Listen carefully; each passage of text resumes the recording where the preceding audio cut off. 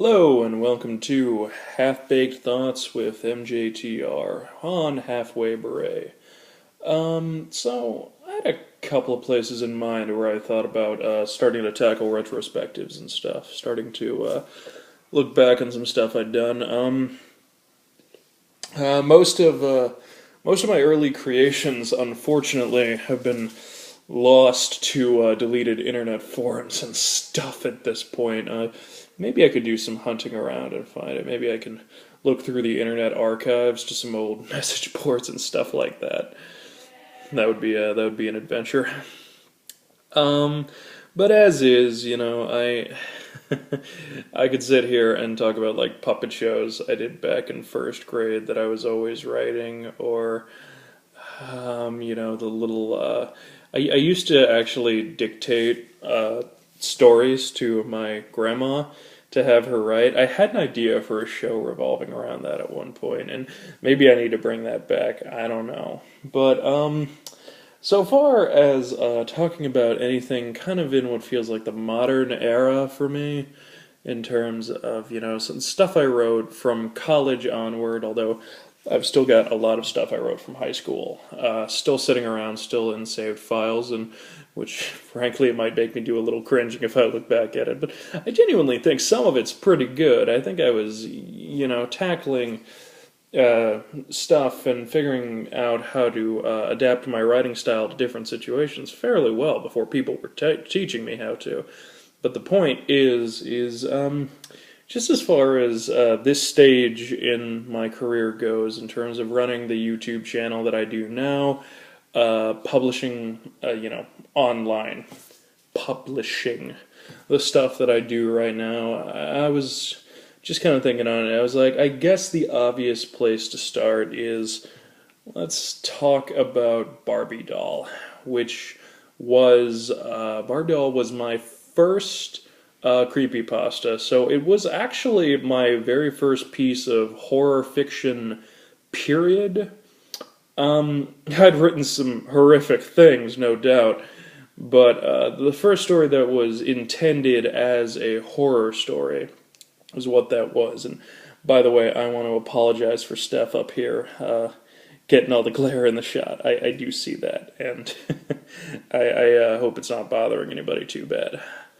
So let's talk about Barbie doll then. I had a couple of ideas for horror stories that I wanted to write.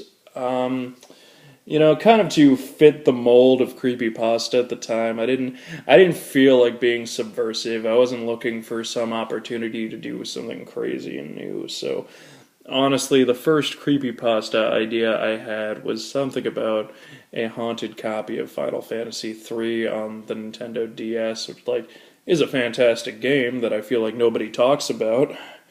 But ultimately, I was just like, I was talking with my cousin about it, who, will probably come up a lot. My cousin has talked with me about a lot of stuff I've created. He's a very good friend of mine. He's had a cameo in a video or two. He played Lucas Lee back in Scott Pilgrim. So that's him. That's Jake. But anyways, so yeah, I had this really kind of crummy idea of let's do a haunted Final Fantasy cartridge, and boy, that sounds really dumb. Saying it aloud right now. So, what was Plan B? Well, with some thought, my second idea for a creepypasta was, it involved, I don't really remember it too well, but it involved a volunteer at a vacation Bible school, of all things, and it involved somebody in a dumb, kind of creepy, child entertainment costume, and the person in the costume was a demon or something. I don't know. Scott Cawthon would later steal this idea of a demonic child entertainer and turn it into the Five Nights at Freddy's series. So I've got several lawsuits running. No. Of course not. This would have predated Five Nights at Freddy's by a while, but come on, depraved, evil children's entertainer. I mean, everybody's every kind of creepy story writer has tackled that at some point. Scott Cawthon himself has said, he designed the Freddy characters the way he did because it was like, well, everyone's scared of those things, and he's right. So that didn't go anywhere, to the point I can barely tell you I remember working on it at all.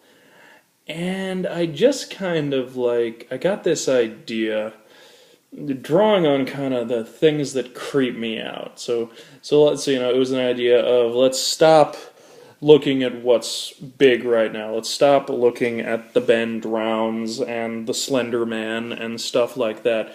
Let's approach this from a different angle. Let's focus on what I'm afraid of. And what am I afraid of? Needles, scalpels, thread, surgery. Those things kind of creep me out. The idea of, even for medical purposes, even the idea of, seeing skin be kind of meticulously cut into and then stitched back together, that freaks me out. Needles and thread, that stuff legit kind of creeps me out. And what else? Porcelain dolls. Good Lord, do I despise porcelain dolls. They creep me out. Not so much, not so much the Barbie doll, which obviously the story is based on, but just that kind of image of the porcelain doll kind of sitting there with this kind of neutral expression, and it's got these big wide eyes, and maybe its lips are pucked out a little bit, I don't do it well. But creepy dolls are always, I have a big problem with those.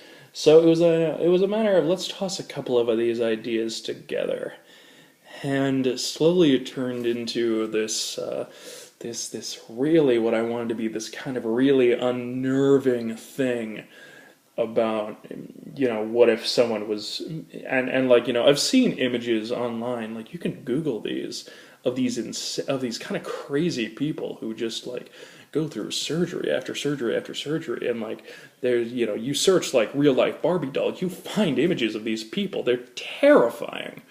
They're very unsettling. It falls into uncanny valley really easily. And I was like, well, what if I just kind of did that and made it a victim of something going on? What if I took it in that direction? And so then I sat down to write it. This is end of summer 2011, I think. The year is definitely 2011. As to when it was actually released, I'm not totally sure. I'd have to, I'll have a caption or an annotation or something saying this was first released. And I wanted it to, I'm not always, I guess I'm unintentionally, I never sit down and I think to myself, I want to take a long time to get to the point.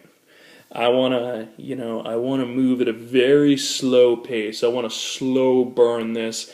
But as I sit here and think about it, I'm I do that a lot. So I guess I do really like doing that, because I sit back and I think about some of my other stories I've done, and I think, how many chapters have to go by before, how long can I deprive the audience of whatever I promised them in the description, or by the title of it even? I mean, you got to get 20 chapters into Angel of the Bat before Cassie is in the Angel of the Bat costume. You got to get, probably just as far through Devil May Cry Revelations before Dante's kicking it in his red coat again. It's that, and just by that same token, you got to get most of the way through Barbie doll before you realize what the title is referring to. So yeah, there was that. I have a couple of mixed feelings looking back on it. I was, for the most part, happy about how it all came together. And most of the people I've seen respond to it did seem to think that, this is new. This is something I haven't seen before. is something that, people don't usually use creepypasta for. We've got a freaky evil surgeon situation mixed with abusive father and all this. And like that was all of the creepy medical stuff about that piece actually was inspired by the human centipede, which I don't feel like I need to explain anything more than that. I've seen people speculate like it's interesting to I'll go into that later. The fact that multiple people have done their own audio adaptations of this at this point. I'll talk about that towards the end and the interesting run-ins I've had regarding that. But I drew a little on personal experience. That previous summer, I had worked at at some apartments that my dad's company owned. So I drew out the whole maintenance man thing from there. So I genuinely did used to be a maintenance man. I did used to be kind of sort of a telemarketer too. Weirdly enough, not exactly. I wasn't selling anything, but it was a college call center, and I'm back in a call center now. But that's a conversation for another day. But the point was, I was drawing on a little personal experience. The narrator was mostly, I guess, supposed to be me. The kid, that kid was kind of he was kind of a blank slate. He was supposed to be a little opinionated. He was supposed to be a little full of himself. With the whole, I work for a cosmetic surgeon. That's not okay. That's weird. But it didn't really go anywhere. So that didn't really pan out. The ending gets after we get to the doll, when the story actually starts to focus on holy crap, what is this? Why is there this half-living person who looks like a child's toy? Once we get there, I feel like there's like a nice burn there. There's a nice, as we're going through the basement, as we're looking around, and we're like, what in God's name is this? And there's the box, and by now the reader probably knows what's going on. Maybe. I'm not. Most people say they did not see where the direction I went coming, which and then I've seen people who only read the title and they're like, "This is stupid. Who writes stories about a killer doll, about a killer Barbie doll?" And I'm like, well, you clearly didn't read it, did you, you moron? You clearly didn't sit through this video, because if you did, you'd know that the doll is the victim of the situation, and that's horrific, and it's disgusting, and yeah, but then Dad comes down, then the doctor comes down, and he starts going on and on and on, and he's yammering, and he's bragging about his evil plan, and if I were to go back and change anything, it would be let's not give an explanation to this mess. Let's not. The doll can scream when you press the spot on its back. That's fine, but any more than that, any more than the doc maybe having a line or two, because that's the only dialogue in the whole piece too. There's very little dialogue in the piece, which was an intentional choice. I wanted to give it kind of as a rundown of events. For the sake of making it shorter, this would not be the only time I would cut corners like that. But yeah, he just kind of talks for too long. I don't have a problem with the long time it takes us to get to the basement, but once we're there, and once the toy's out of the box, and then and then the narrator's apparently recording the conversation on his phone, and then the doc tackles him, and his SD card gets damaged, and everyone in the comments of the videos there seem to be a lot of people who seem to have a rational explanation for. Just tell the cops he's got weed in his basement. It'll be fine. Yeah, that probably would work. The narrator is a bit of a moron, I guess. Which, I just said I based him off myself, so what does that tell you? Not as stupid as in the creepypasta that follows it, or maybe just not as aloof, I guess. Maybe, I don't know. I don't know what word I want for these idiot narrators I seem to write on occasion. But I guess that's kind of a horror trope. You kind of, in horror stories, people kind of act like morons and you kind of expect it. Maybe that's not the best approach, and I feel like I've done a little bit of subverting that later. I feel like I kind of wandered in a different direction on a couple of my stories at least. So that's good. That's good. Um, but yeah, I have some regrets about that. I think the ending works fine when and then we have this update and we're following the idea that the doctor got away. It is a kind of a rare creepypasta where the narrator gets out okay. Narrators are usually screwed in creepypastas, but mine don't have an awful track record. Mine, manage to make it through at least some of the time. Once, twice, maybe three times. A couple of times they've survived horrifying, traumatic things, but, at least they're not dead or mutilated, I guess. Yeah, I think the ending works. I think, by far and away, I feel like the strongest part of that piece is just, when you've got the information already, when you've got that the father is kind of this short-tempered guy who, gives off the illusion of being a very amiable guy. And then we're in the basement, and there's the weird-looking furniture, and we're slowly moving through, and there's the box. And even the narrator doesn't know why he wants to look in the box. And it's almost like, it's almost like a challenge to the reader, I guess. It's almost like, why do you want to look in this box? You don't want to look in this box. No one should want to look in this stupid box. But he does, and there's this haunting, disturbing image waiting for him. And, eventually he gets out okay. The doctor gets off scot-free. He made it away. He escaped. I don't entirely know how.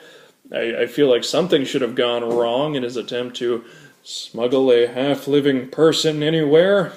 Especially, if he's going to try and maintain his reputation as a cosmetic surgeon. I don't know. The police probably should have found enough evidence to arrest the guy anyway. I don't know.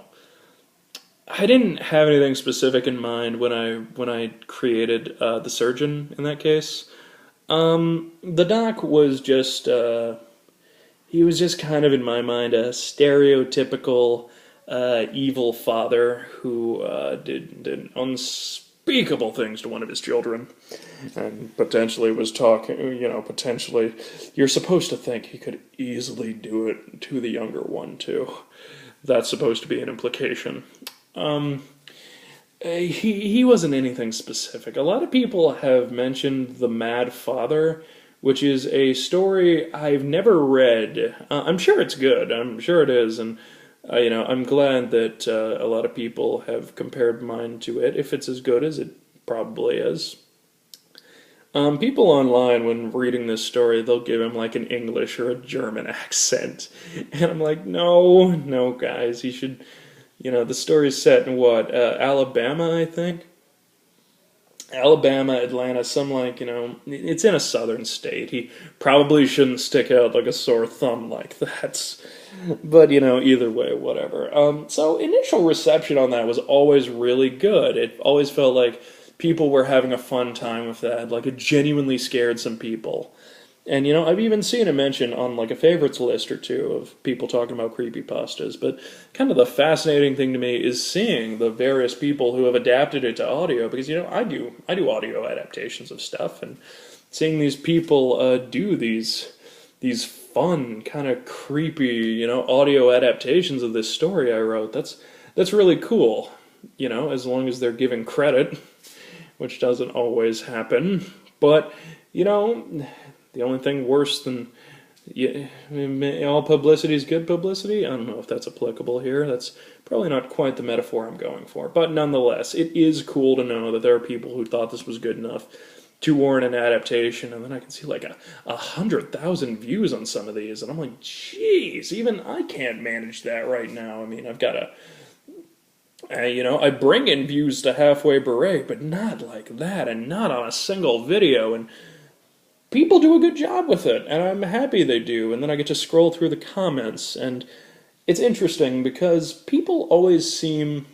It's always seemed to me, at least, like when you read a creepypasta, you always assume that, like, who wrote this? It's just kind of this writing on the wall in some sense. Like, you never really think too hard about who wrote this piece. But I tried to avert that. I always wanted to be active. I always wanted to have some part. I wanted to find, people doing readings of it, and then, people in the comments section were making comments. And then I could go in and be like, hey, I wrote this.